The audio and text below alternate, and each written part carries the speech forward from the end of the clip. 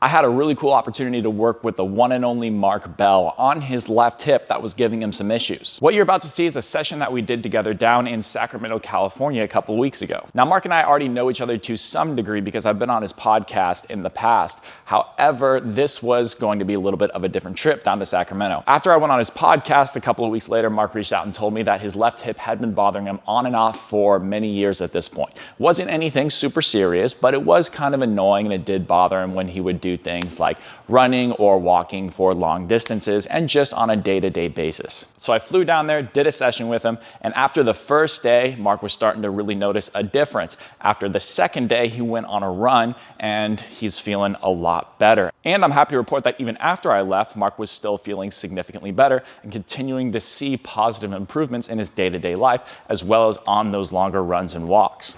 Okay. But I think that when I'm running faster, I think that just kind of like flexing through here, just this kind of just this action through here, maybe Through the hip extension? Yeah, maybe I'm not getting like the best through the glute or something, and the hamstring's getting extra load or something. I don't know, it's just a little bit of a theory, but I'll assess your hip extension and see if it's limited. Yeah, something's kind of happening to the hammy, and then I feel on your left side. On my left side mainly, yeah. And then the right side doesn't have like the same issues? It doesn't feel like it, but like when I wake up in the morning and just kind of moving around, if I go to bend down and pick something up, for me to like reach down to this like bucket, it has nothing to do with my lower back. My lower back doesn't bother me at all, but the restriction is the hammies. They immediately kind of grab. The right side doesn't feel nearly as bad as the left, but I'm sure it's kind of like tight anyway. Yeah, okay. Do you see how, like, I don't know if you feel this, but your left foot is more collapsed than your right foot. So imagine.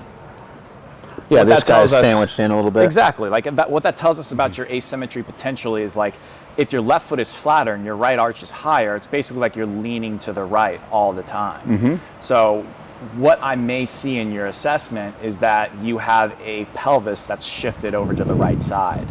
And because you're like a big, strong guy, you're also going to be in an extension pattern because like in order to lift weights, you have to extend, produce force. You know, like people cue shoulders back and down, you know, puff your chest out, that type of thing. I don't know like what cues you think of when you lift, but simply just being strong and being in an extension pattern is going to naturally, if you think about the hamstring attachment, it's going to lengthen that out. So many people like that are stuck in this like extension pattern think they have tight hamstrings and they need to like stretch them or whatever, but really like every muscle should have some degree of resting slack to it. So the attachment sides are being pulled away from each other. So what I think might be going on without having done anything yet, this is my theory, I think that your hamstring is actually too long and we actually need to create relatively more shortening and control of the tilt of your pelvis in order for it to relieve its stress. All right, can I have you lay on the ground right here? Yep. I mean, anywhere works, but we'll just see what's going on. I'll take some basic tests and I'll tell you what I'm seeing as we take them. So first, I'm just gonna take a look at your straight leg raise.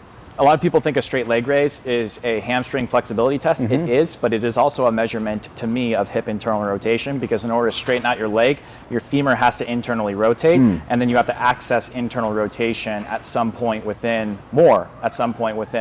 the straight leg raise, particularly after about 45 degrees. So I'm just gonna have you totally relax. Yep. Yeah, you feel good. All right, now we're gonna go up and tell me when you feel tension or an issue of some sort. I feel like a little uncomfortable on this side because that's where the hamstring is a little banged up. Now I'm just gonna bend your knee and take you into some flexion. That, there's a lot of pain in any sort of almost like leg press type thing. Yeah. I get like a pinch in the hip. Totally. Okay, so right now, do you feel like I am hitting that same pinch? Up a little higher, right there, yep. Okay. Give me like a scale from 1 to 10, how much you feel that?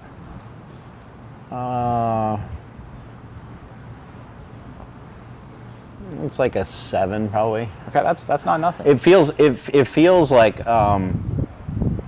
if I was training, if I was doing a leg press, I wouldn't go into that range. I'd go I'd go close to it, but I wouldn't go right there, you know what I mean? I'd stay away from that. That's smart. Okay, let me see this. For comparison, oh, this one feels way better. So this one, you're getting almost to 90, not quite there, but where do you feel this restriction? It feels good. I just feel, the hamstrings just feel a little tight, but I don't feel anything. Okay. This one, ironically, I feel like has less range of motion compared to the other side. I'm pushing pretty hard to get you in line here. Whereas the other side, I felt like I could get you back a little bit further. Do you see that? In order to get through this test, what has to happen is you need to be He brought his own pelvis. Yeah, exactly. Can't go anywhere without this thing. You bring it back around and you have to then internally rotate your hip like this to drop it down in what we call an Ober's test here. So right now what's happening is because your pelvis is stuck forward like that, you're not able to access full hip extension. So I'm bringing you back to a certain point, but in order to get you to go all the way back like you normally should, you just end up arching your back. Right. Because you don't have that motion. You're substituting it with that. So here, it's a relatively similar story. I might be able to get you a little further back, but nothing significant. And this is also a little bit stuck. I'm gonna take one more test before I speak with confidence on what I'm seeing here. Feet and knees together. Cool. Now I'm just gonna put my hand on your lower rib cage right here. Can you put your hands also on your lower ribs? They're just gonna, keep them out of the way there. So I'm gonna take your hips off too. Okay, right about here, I feel like your shoulder is gonna start moving with the rest of your body. Yep. You see that? So that's how well your pelvis can orient to the right side. Now let's check the left. I'm gonna bend your knees a little bit more. There you go. Kind of feels good though. Yeah, like a nice stretch. Okay, so this is your left. All right, I'm just gonna get a feel for this. Do you feel anything here? Nope. Good. Okay, let's bring you back. So this is how much hip extension you have, at least passively. So I can get you to right about here. If I went any further than this, your My low whole- back would yeah. start to arch. And you feel that? So I have several pieces of evidence to suggest that your body is turned to the right a little bit. Like your hip flexion and straight leg raise are telling me that you are actually right, because like if your pelvis is turned like this, then you will have an easier time moving into a straight leg raise because you can internally rotate this hip better, and hip flexion, which is the bent knee test, will be easier because that's more of an external rotation test. So for us to see meaningful progress within this hip and for you to feel better, we need to improve that thing where I pulled your leg back and tried to drop it. I want that to feel better. I want your straight leg raise to feel better. Your range of motion is not terrible on it already, but I want it to like feel less tight in that area. And also the rotation from side to side. Those are the 3 tests for you I think are gonna be important. Cool. So let's first start by simply just bringing your pelvis a little bit back on both sides. I think you need to train your pelvis to have a little bit more control over it via the hamstrings, because like we were talking about, the hamstrings attached on the back of the pelvis and the pelvis is tilted forward, the hamstrings lose leverage to control that tilt. And you were mentioning you feel better when your pelvis is tilted back. Well, let's teach your pelvis how to be tilted back without having you consciously think about it.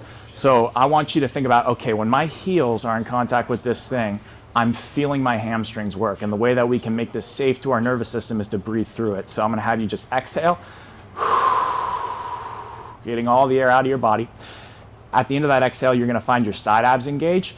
This is the hamstrings pulling your pelvis under you and your obliques pulling your pelvis under you. So you're educating your body how to get that proper stack. So this is really chill. The only muscle groups you should feel working here are your hamstrings and a little bit of inner thighs.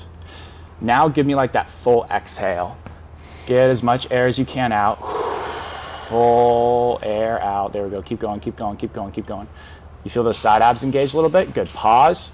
Close your mouth. Very gently inhale through your nose, not losing that side ab tension. You're going to feel this open up as well as your back a little bit. Exhale again. Good. As much air as you can get out. Keep going, keep going, keep going, keep going. Nice job, Jim. Yeah, that's really good. Now, pause, inhale.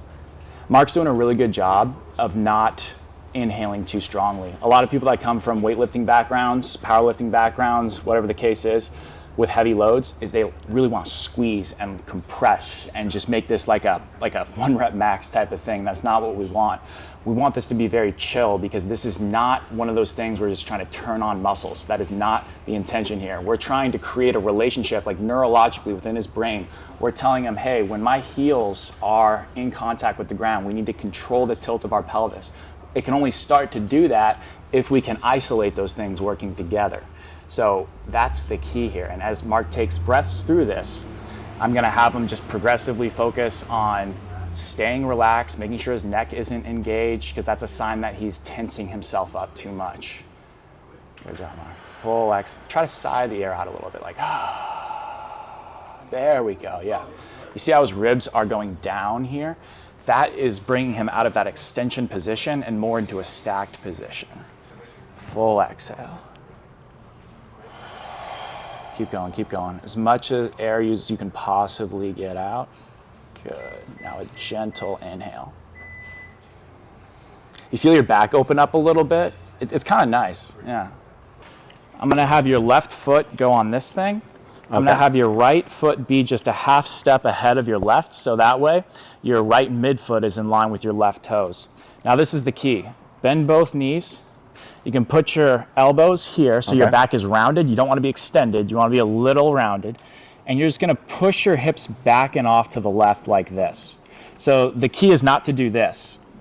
Right. That's not it. And it's also not that. Right. It's simply just pushing your right knee forward, push your left knee in a little bit. Keeping your weight in your left heel, inner heel. Kind of here. Yeah. Other way. Elbows on that thing. Great. Now bend both knees just a smidge. All right, now focus on that left inner heel and push the right knee slightly forward and the left knee slightly in as you shift your hips back and off to the left. Coming back here a little bit more. If you're doing this, and this is the thing that's right for you, you should feel a stretch right through here. Do you feel that? I feel a stretch a pretty good stretch like through my hip, a little bit through the glute too. Okay, so like in this region here? Yeah. That's perfect. Okay, so here's what the relationship that we want to focus on now is the inner heel and the ball of the big toe on the right side. Because we're going to teach your right glute how to push you from right to left more effectively. So first thing we got to do is get those left side abs on, just like you did before. Tuck the left shoulder in. Let me know when you got those abs. Yep. All right. Slide the right knee forward, maintaining a posterior pelvic tilt. Slide. Slide, slide, slide. Now push up slightly without losing your right foot arch. Still focus on this and this as your main pressure points. You should feel your right lower butt cheek engaged pretty good. And you should not have lost your left side abs. Do you feel that?